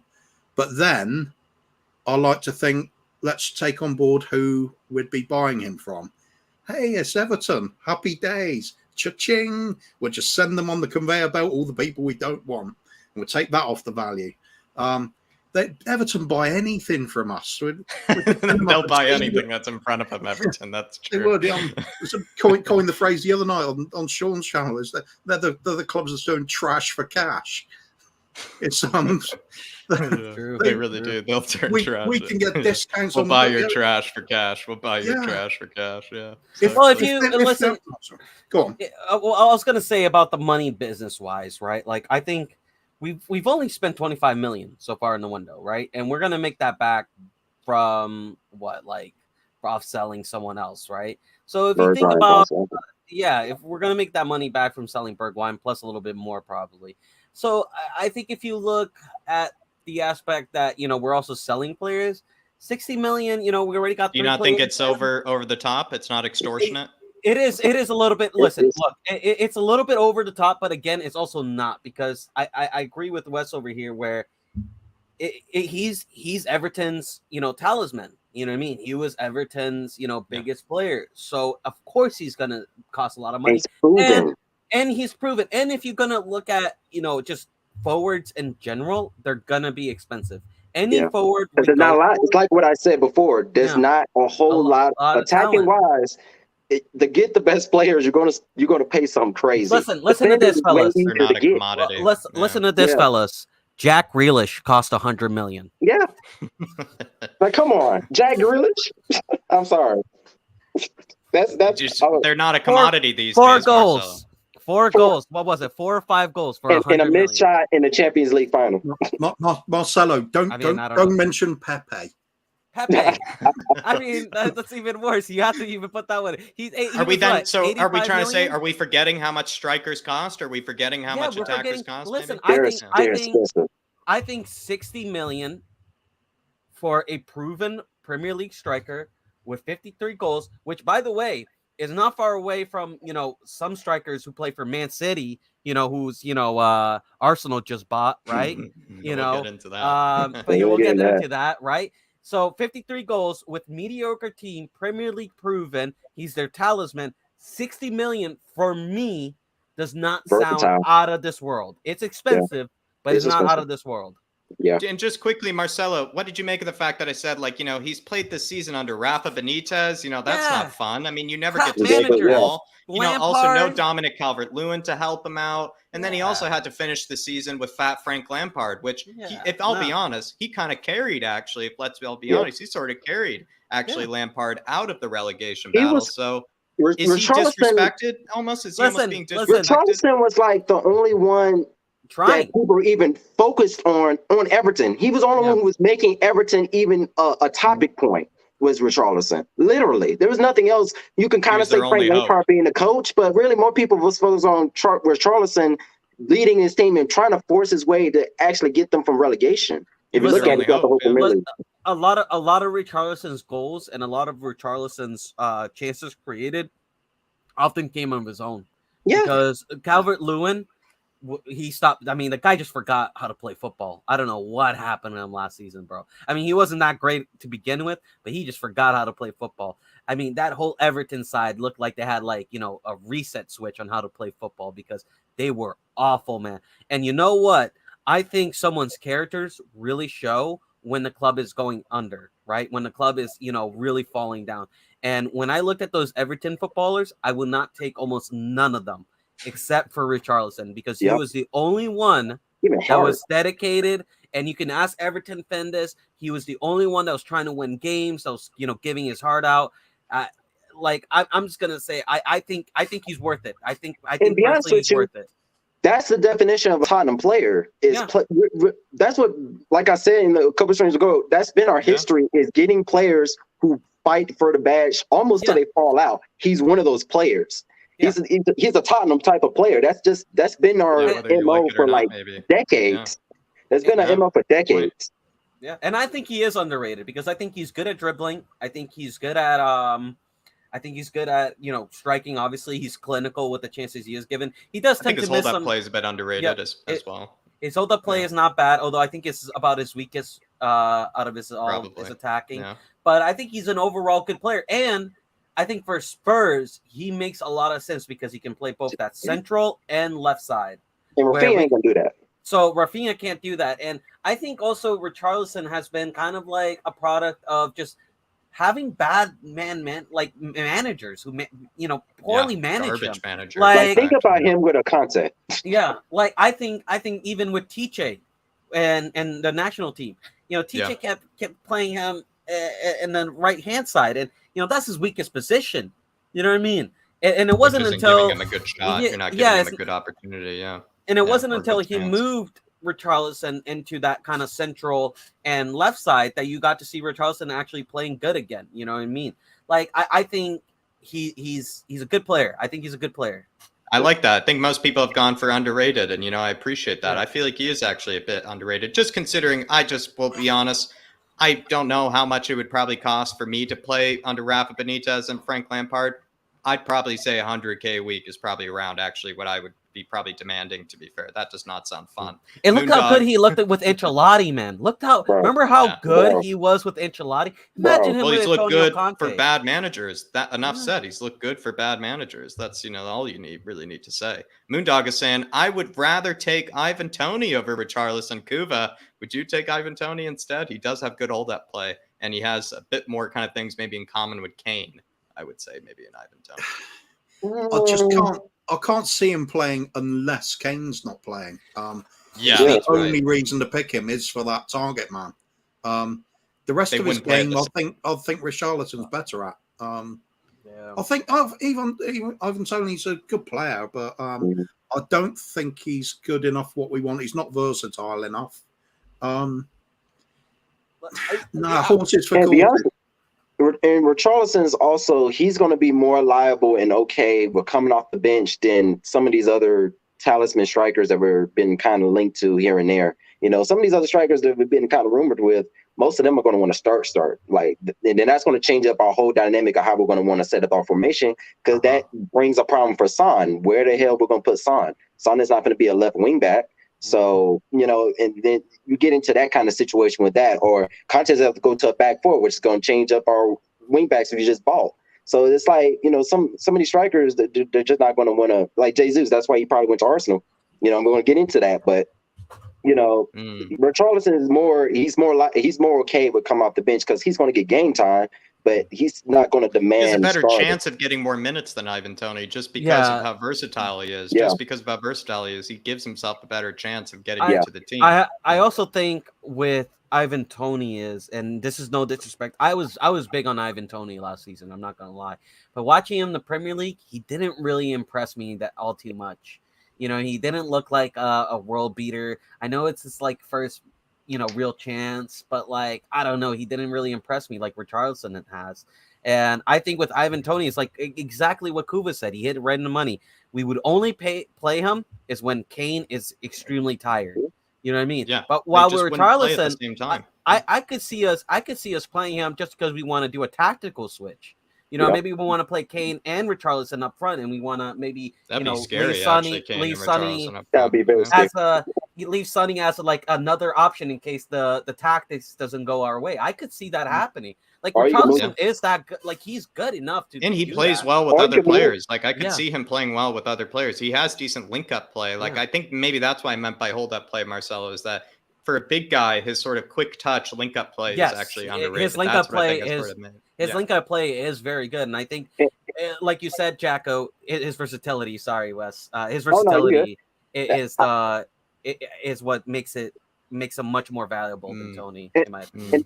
I'm gonna go off of that. You know, there's several things Conte do. Like you could put Richarlison on the left wing side, put Son on the right wing, and then keep Kane in the middle, or you can switch it up, put Richarlison in the middle, and put there's so many things he could do that just works with Conte and how he thinks and how endless game by game, you know. And he's going to have to change his tactics, and he's just one of those players that he can really use as utility. Same with Perisic. That's why we immediately signed Perisic, because he could do different positions. He can also play wing, you know. So it just makes more sense to get Richarlison, even though he's expensive, but every striker we're linked with is going to be around that 50 to 60 margin, if not more. Faz Radfar saying, if you can buy one for £80 million, would you get a left-sided center back or a right wing back? To be fair to you, Faz, if Sean were on the panel, he'd be so glad that we're talking about this, because he hates the fact that we're buying all these forwards before we're even getting center backs and wing backs. So he would love this question, Faz. Me, I just have to stick with what I've said before. I have to stick with this because our main issue with why we were losing games to Brighton, Brentford, or, you know, maybe teams like Burnley giving us trouble was because our wingbacks were so atrocious, you know, and we're just offered no threat and no creativity out there. And so if I had to spend £80 million on one of those positions, you're probably getting a lot more end product if you got like a Hakimi for £80 million than you might get a Bastoni. But that sounds scary to say. Maybe that's how you phrase this question. So perhaps I'll just ask the panel maybe quickly. Kuva, would you rather have Bastoni or Hakimi? Really, is how you Hakimi, definitely. We can get by on other defenders. The Hakimi is that there's a lot of world class or near to world class defenders we could choose. Yeah, there's not that many world class right wing backs. There's not. There's a lot of level just below. But if Hakimi's available for 80 million, spend the 80 million. It's not even a maybe about that for me. Fix those wing back positions. Our team is a hell of a lot better going forward next season. Yeah, I agree with that entirely, Faz. And it seems like you're in agreement too, Wes. I've said this on the stream before. I don't know if you remember, but when we were talking about, I told you the way Conte's system is set up is all about the wing backs. If our wing backs are shit and don't have the technical ability to beat a man one-on-one, we're going to have problems regardless of who we got as our defense, because they're going to be on our defense like right or right, and sooner or later they're going to score on us. You know, because our wing backs just can't do it. If we have the wing backs, I'm fine with who we got now because they can do the job. It's just that our wing backs were so poor, we couldn't get nothing on the offensive side. And to get a wing back like Hakimi, which there are not a lot of right wing, there's just not a lot of world class right backs or right wing backs in general, unless you're trying to buy for Real Madrid or somebody or any of the other big teams for like 100 mil.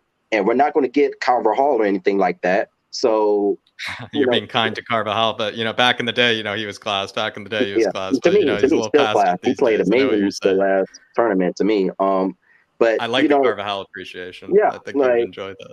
I think a lot of people he's an underrated world class talent to me. But if we got a chance to buy Hakimi for 80 mil, you get the right wing back, because we Absolutely. need a right wing back, and that kills the whole Jet Spence thing. Because we got a world class. That's somebody who can go straight in team. No, there's no ends and buts about it.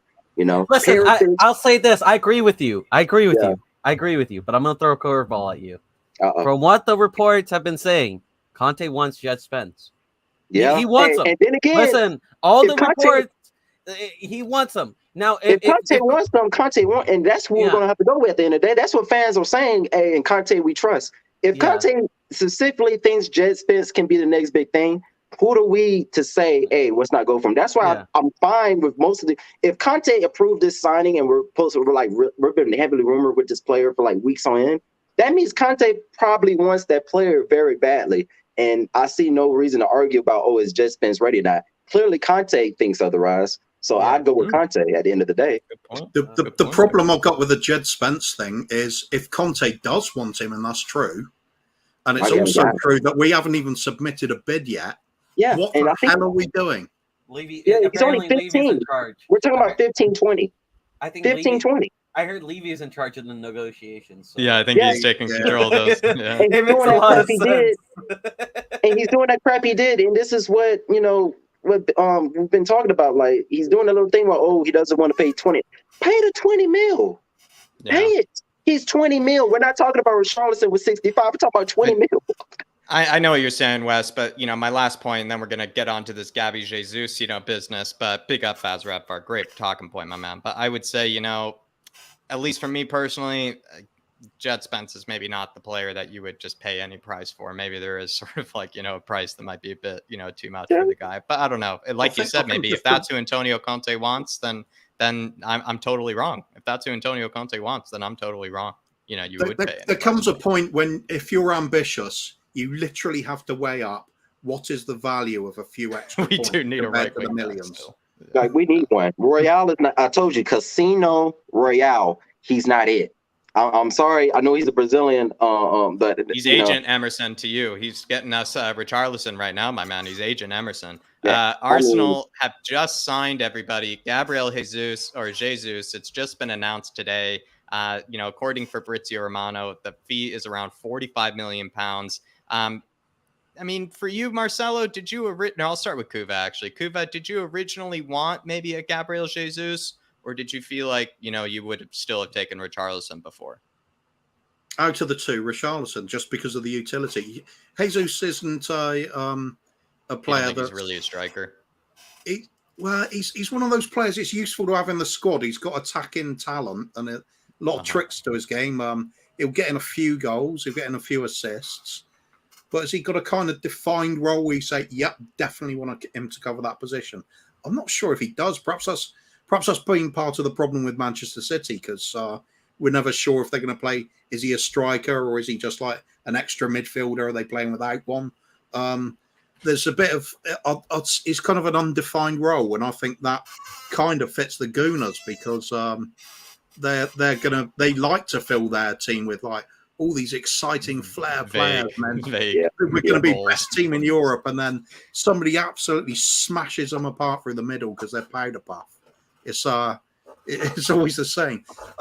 Jesus, good player, but he's not as important to us as some of the others are that we're linked with. What do you feel like, Marcelo? Jesus, is he a bit overhyped? Overhyped. What do you think? Overrated. Never. Listen, I'm a Brazilian. Never liked Jesus. Never didn't want him when we were linked to him. I did not want him. Yeah, because we were linked with him last 2 summers ago. Yeah. Listen, Richarlison, who played off position at right wing, scored more goals than Jesus. Just think about that.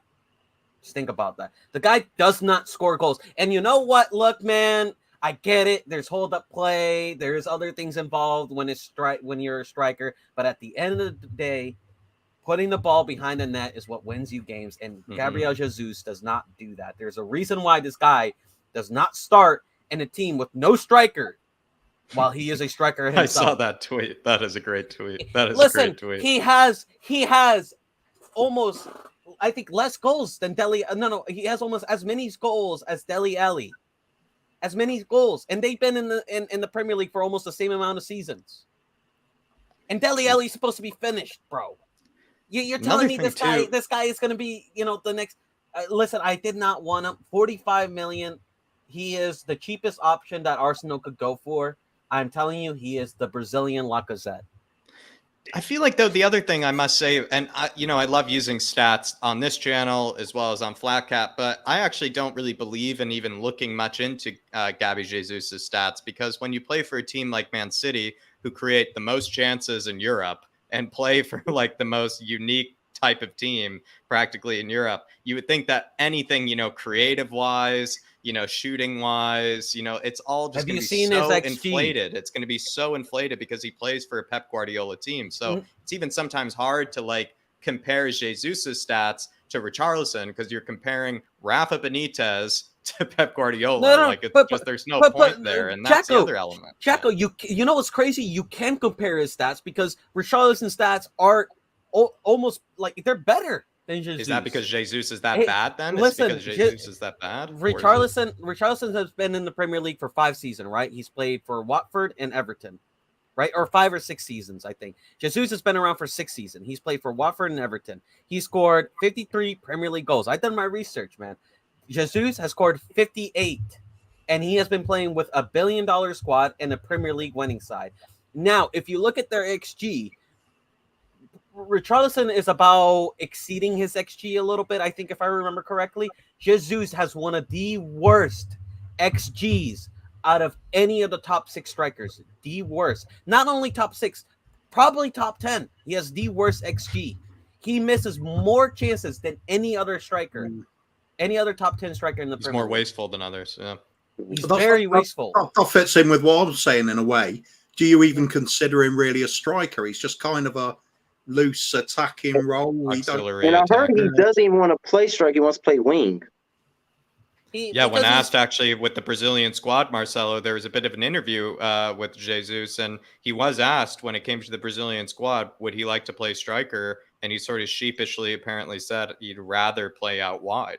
Yeah. So, well, you know what? Good luck with that, buddy, because Saka's not going nowhere. Yeah, like, with Neymar, Vinny, you got Rafinha, who, Michael, listen, if there's any Arsenal signing that I'm worried about, is Rafinha. I'm not, this Jesus signing is not, I could care less about it. I laughed when it happened, man. Are these it sounds like we're not even comparing these sort of players. Like, is that because we just think Richarlison is just way better, Kuva? Or is it because he plays a striker role better? Or is it just, you just think he's just a better player, just in general? As I said, I just keep remembering to say Jesus. I keep saying Jesus because make it Spanish when it isn't. It's Portuguese, isn't it? I think he's, as I said, he's got that sort of non-defined role. He's an attacking player, but what is he exactly? I don't know. Does anybody? He's not really a striker. He's not. I don't. Kind of like what Dele Alli started to become. We just didn't know what Dele Alli was. He reminds me of this player we used to have many decades back, and some of the older fans will remember him. We had a player called Paul Walsh, who was a really talented footballer we got from Luton. And I actually got him from Liverpool, I think. They would sign him from Luton. No, he was known for being quite short, having loads of long hair, really skillful player, joy to watch at times. But he never really chipped in with a lot of goals. He was disappointing with his output. And Jesus is exactly that. He can be pleasing on the eye at times, but he doesn't really do a lot. Go back to that comment by I think it's, I don't even know how to say that name, but I think he'll be another Willian. He's just another Willian. I truly mean that. Listen, Willian in his prime. No, Willian in his prime. He could get 10. He could get 10 goals. 10 Premier League goals. He was flashy. He was good to he'll come in. Yeah, he could come in. He could play some good games, but he's just too hot and cold. Jesus can come in. He can play a good game, but he's just too hot and cold. He's not consistent with goal scoring. So I just I don't see with me when I look at Richarlison, I look at an actual improvement in our starting 11. Believe it or not, because I think tactical wise he would be around that rotation, around our front three. I could see Sonny playing on the right, him playing on the left. I could see him in certain games playing with Kane up front, or playing up front, resting Kane. I could see him playing a lot of different systems that can help us. While Jesus, in my opinion, would just be another addition to the squad. Interesting. Then to put my 2 cents in it, I feel like also Jesus, now that he's coming from that crazy stacked team, Man City, he's going to a team that's more, to me, going to be middle, fifth, sixth. He's going to probably play worse than what he did at Man City. He's not going to have that kind of talent around him. Well, I think with Richarlison, he was playing with pretty bad talent, probably one of the worst talents in the Premier League this past season, and he was exponentially great. And I feel like he's going to be even better that he had even world-class players around him at Tottenham.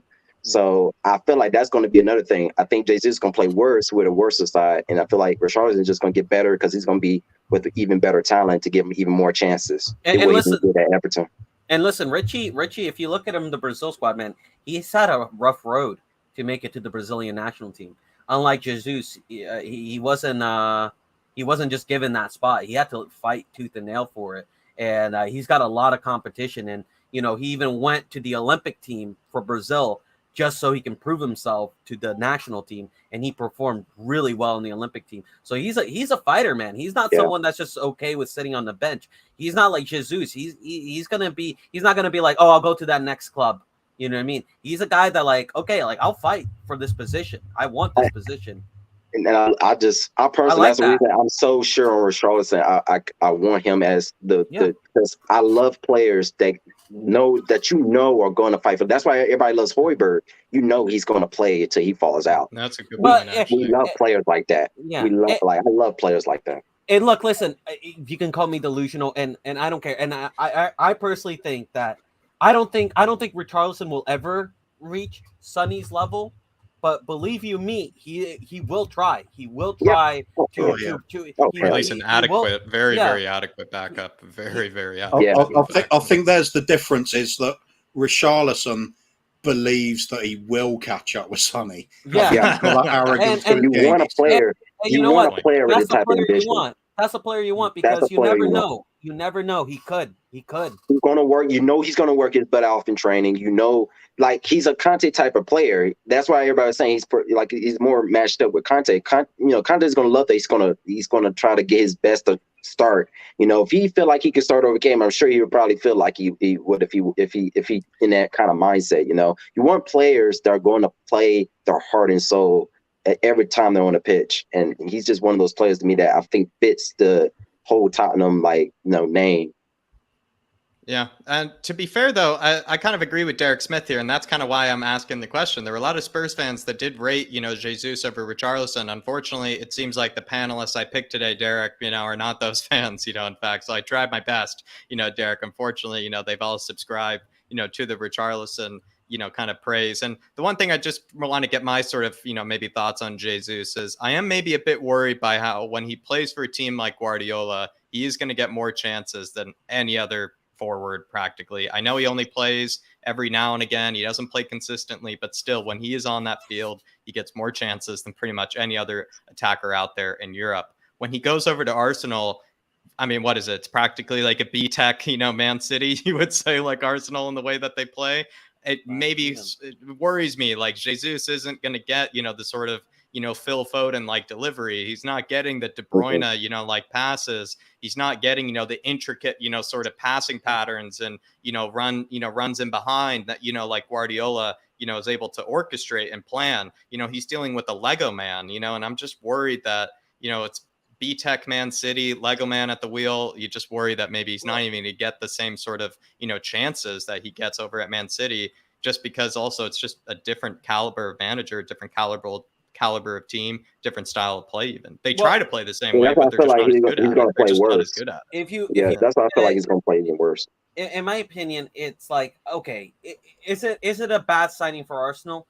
I think it's a decent signing for them. Yeah, it's a decent sign. It's a decent sign, but that's it. I think people are saying, "Oh my God, this guy." Listen, man, this guy. I seen him score goals. He can score goals. He's good at finding pockets of space. He is a bit like of a Dele Alli type player. He's good at finding pockets in space and tapping in goals. Other than that, I just don't see much quality in him. Like I think if you play for a team like Arsenal and even Spurs. Because let's not get it twisted. We suck at creating ourselves. But if you play for a team like Arsenal or Spurs, you need that. If you're a forward, you need that ability to create magic on your own. And I don't see Jesus just creating magic of his own. I never seen him do it at City. I never seen a goal that's like highlight reel that I'm like, oh my God, that was crazy from Jesus. You know what I mean? What a curler. Like, wow, that's unbelievable. I seen Richarlison do that, bro. I seen him score some really nice goals. Yeah, you know what I mean? He has that flick of magic in him, in my opinion. Yeah, I completely agree with that. And you already know Arsenal fans, they're going to hype him up to the blue moon, you know, because it's their first, I think it's their first big name signing kind of this summer, pretty much. How the mighty have fallen.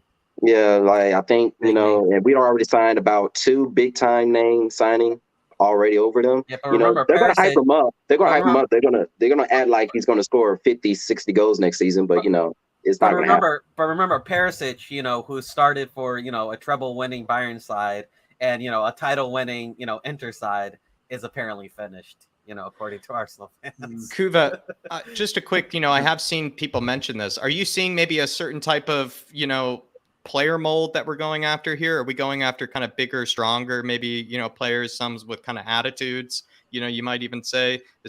Are you maybe seeing the inklings of a certain type of personality that maybe we're going after, at least with players? I think they all seem big. Like even Perisic is on steroids, you know, and Fraser Forster is a giant. Bassuma's a monster. You know, they're all very physical, you know, specimens. Yeah, I think it's really important in some roles. I think the further forward you go, if you're just like an out-and-out goal-scoring striker, it's not quite so important, but it helps any position. He's not going to want to set out all these tactics for his team, have it all under control, and then just things happen like what happened against Brighton when Basuma just came in and physically smashed us around and we could do nothing about it. Mm-hmm. That's why we got Basuma. So he's going to look for more players with that kind of, spiky's a good word, I think. It's a bit of fire to them, bit of fight. Don't mind rolling their sleeves up sometimes, getting stuck in. That fits with Richarlison, definitely. It doesn't fit with Jesus. It doesn't fit with Rafinha. Rafinha, no, maybe he's got a bit of fire. I haven't really seen it, to be honest. Yeah, maybe not as much of the bulky, you know, physical sort of, you know, things as well. Just, you know, last few questions on Richarlison, then we're going to get into a bit of extra time and wrap up the show here, everybody. I just wanted to ask you, Marcelo, do you feel like Richarlison's World Cup spot would be at risk if he came to Spurs? He doesn't maybe get as many minutes as he does at Everton. Do you think he's worried about his World Cup spot? You know, just coming, you know, you have more of an inside angle than we do. I think... I don't know, because I think Tiche really likes Richarlison. Chichi, he's just a fan of him, and he's always spoken well of him. I think if he comes to Spurs, I don't think it's going to be a matter of where like he's just going to play here and there in the cup games. I think he's going to be someone that's going to be like regularly involved with the team, and I think with a bigger club, you know, with bigger games and the Champions League, he has a lot more opportunity to make a statement. I would say it's the opposite. I think this is his big opportunity to make a statement that he's ready for the national team. You know what I mean? Because if he goes out there and he balls out for Spurs, balls out in the Champions League, I mean, what bigger club too? Yeah, bigger club. Who's going to say no to him? You know what I mean? I don't know. Actually, it looked better because he's going up. He's trying to make a starting 11 that's kind of already, at least forward wise, is already for us already filled out. And he's going to try to make that team. And I feel like if he succeeds in doing that, it makes him look even better, to be honest with you. It does, yeah, to be fair, because he's probably his last opportunities to do so. Just last, also kind of quick question for all of you. You know, for you, kind of, you know, Wes, is Richarlison a hothead in the right ways and the wrong ways? I think I know your answer. So, you know, you can, you know, just touch on maybe what you said before. But, you know, just another question here, and then we'll kind of wrap it up. Do you feel like he'll sulk on the bench, you know, potentially? Because I know he definitely believes in himself, like Kuva said. You know, let's say he doesn't get a lot of games. Would he start sulking?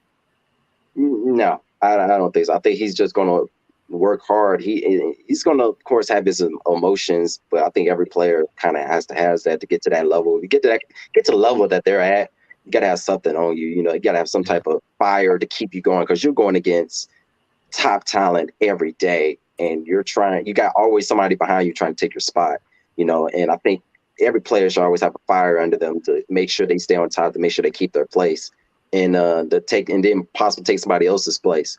You know, and I feel like a lot of people feel like he's a hothead because just how his emotions is just running. He doesn't like losing. Like, he was losing with Everton game after game, and he was sick of it. You know, and I think you need I'm gonna mention my hometown team, Atlanta United. Joseph Martinez, our premier striker. Relentless. He does not like to lose games. He's just like Richarlison. He does not. He's not okay with it. He's just not. You know, and you need a player like that. And I feel like for the media, they make it look like it's a bad thing, but really, to me, it's a positive. Yeah. It's a player that wants to win, a player that would do anything to win. Yeah, I know exactly what you mean by that. There you are, everybody. I think we've just kind of covered a lot here today. We've talked lots about Richarlison. Broke down a bit of news earlier. Maybe discuss some other elements. Talk about center backs. We're gonna wrap up now with extra time, so people keep getting those comments in. Keep smashing that like button. Very quickly about Richarlison though on the bench. Feel free, get your last words in. Even Marcelo, if you feel like you need another last word on Richarlison. Sorry to compare him to Dele Alli. What would you prefer to see a player doing? Throwing bottles around and saying, when he says, "Come on, it's your time to get on, Richarlison," he'll go, "Damn right it is. I should have been on from the start." He really would. You want to see Dele Alli? Oh, come on, He'll Dele. slap the back of Pratchett's head on his way take out. an earpod down. It's bad when you have to hype a player up to get on the pitch. Can I finish my Discord call first? Yeah, no. My last word on Richarlison is, look, man, the guy started out in America Mineiro, which is a mediocre club, right? That's his academy. He then went to Atletico. No. He then went to play for America. Didn't make it there. Then he went to Fluminense. Yeah. He did well there. Then he went to Watford, and he's really had to build his way into the Premier League and into the top, stardom of football. He really had to dig in his way. He didn't have a first good start with the Brazilian national team, but he somehow fought his way into that position. The guy, whether you like him or not, he is a fighter. I would be very surprised if he does sulk. He doesn't seem like the crying type. He seems like the guy that puts his head down and works hard. Yeah, and that's why I like him. Feel like that's a Spurs player. I don't know what else to really say on it. That's a Spurs player. I suppose it depends what he calls sulking, doesn't it? I mean, getting angry about it. Yeah, I could. Yeah, he'll get angry. Like I could see. Question is he the right type of sulker? Or does he sulk in the right ways? I'm not gonna lie. I'll say this. I could see him getting into a few fistfights with Conte. I'm not gonna lie. I don't know if he would win, but I could see him. And Romero. Yeah, and Romero. I could definitely see there being some altercations, but I think overall he's a good mentality. He's a positive mentality to the club. I think Absolutely. So. Everybody, we're going to be wrapping up with extra time. Do smash that like button while you're in here. Keep getting those comments in. Feel free to throw in a super chat as well if you feel like you want to, still bring up maybe a point on Richarlison or anything else that you feel like might not have been covered today. And also, we're going to get a bit of a plug up the Twitters of Marcelo, as well as, I do believe the special channel that Kuba feels like needs a bit of support today as well. Extra time. Will Harry Winks succeed with Everton? It's kind of just one of those questions where, Dele Alli, I think we all said no, but Dele Alli did, help them out, towards the end of the season. Harry Winks, how do we think it's going at Everton? Kuva, we'll start with you. As far as I'm concerned, he's finished playing in a competitive league. He needs to drop down to a level of football where he's not in danger of getting heavily tackled. You don't think he'll prove people wrong at Everton? No. He might prove David and I wrong or Marcelo wrong, Nah, he should be in La Liga, in my opinion. Yeah. La Liga, maybe. Eredivisie, maybe Italy. More of a technical... technical and less physical. Because he's a scared rabbit in the headlights, isn't he? He's worried about being tackled. He's worried about making a tackle. I kind of get that after the injury he had. But the fact is that mentality is there now. He's not going to cope with the physical side in the Premiership. I don't think it matters where you play him or which club. I'm a bit worried that if it doesn't succeed for him at Everton or it doesn't go well for him at Everton, it could be a really slippery slope after that. And that's where I feel like my big concern is, when it comes to Harry Winks, if you ask me. So how well will it go after maybe Everton, like maybe it does well there and he just gets to ride out the rest of his career there, or let's say it goes poorly, Lampard gets sacked, the next manager that comes in doesn't rate Winks. You could see that not going well for him, being a slippery slope. Same thing for Dele Alli, to be fair.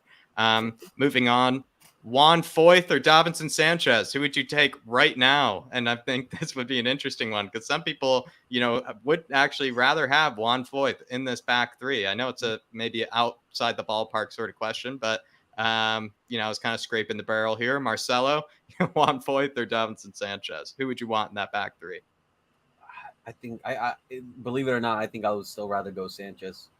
I never really rated Foyth to begin with. I just thought, the people we replaced Foyth with weren't the right people. That's always what I believed in. I think Foyth is just too weak for the Premier League. He got out. People forget how easily he would get out muscled. I mean, he got out muscled badly in that Norwich game. I mean, badly. So, in my opinion, I just think he's just too weak for the Prem. Yeah, I know what you're saying there, dude. That's a pretty harsh show from Foyth.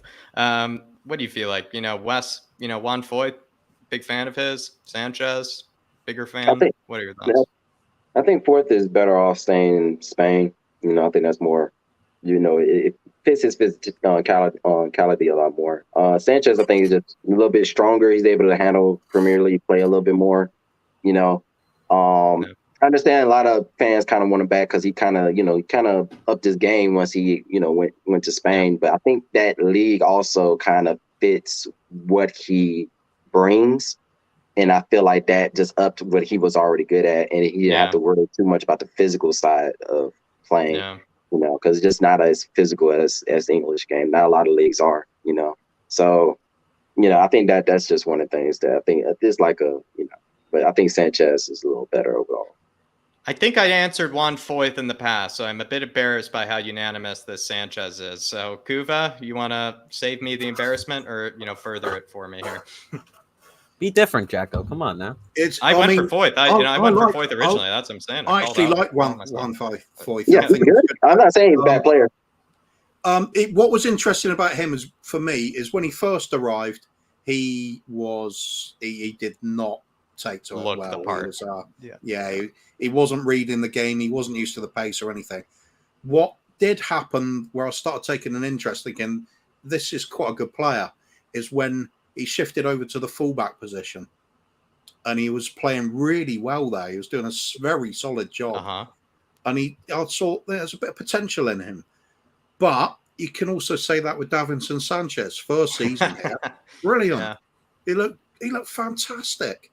And then suddenly went off again. So it's a case of we've got Davinson Sanchez, who clearly isn't good enough, and Juan Foyth, who probably won't be good enough either. So I think I'm going to go with who cares.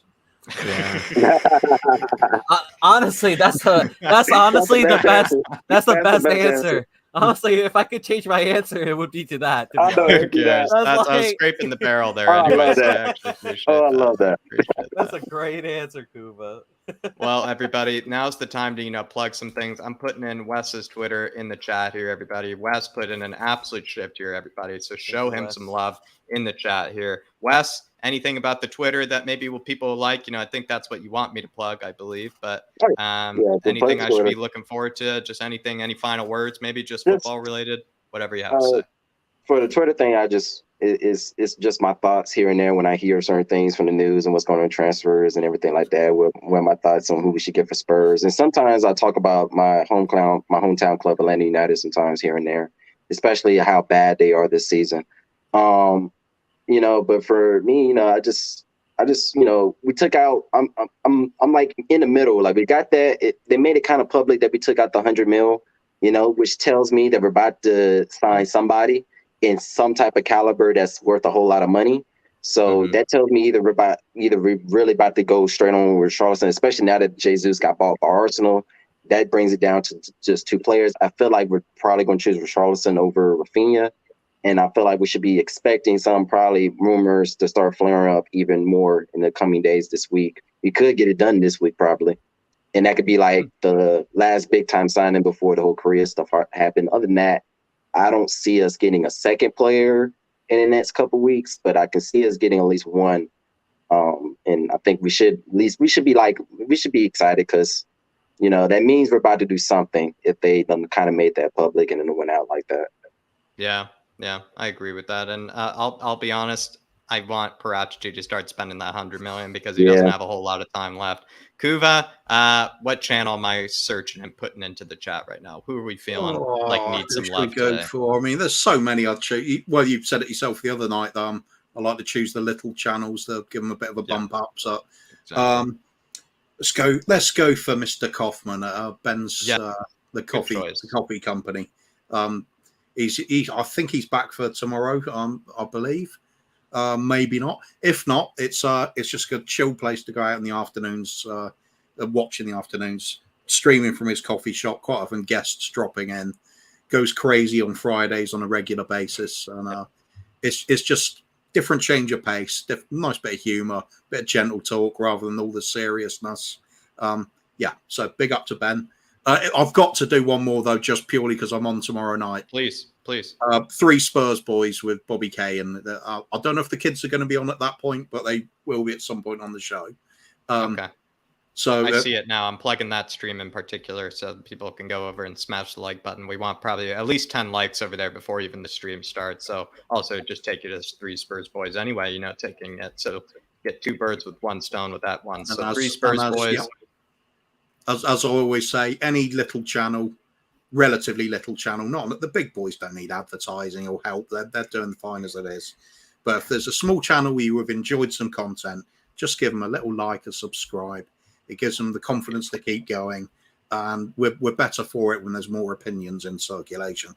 It's far better to have a debate than just a couple of people saying the same things over and over.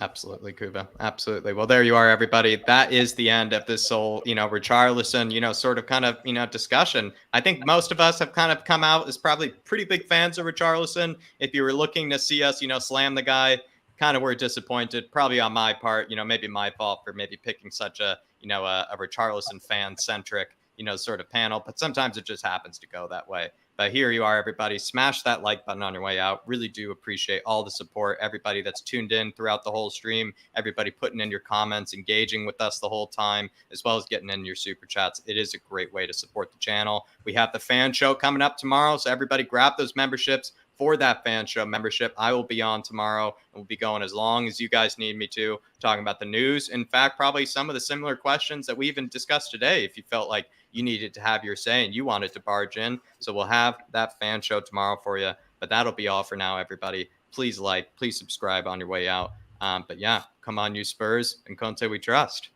Come on, you Spurs. Come on. Everywhere we go.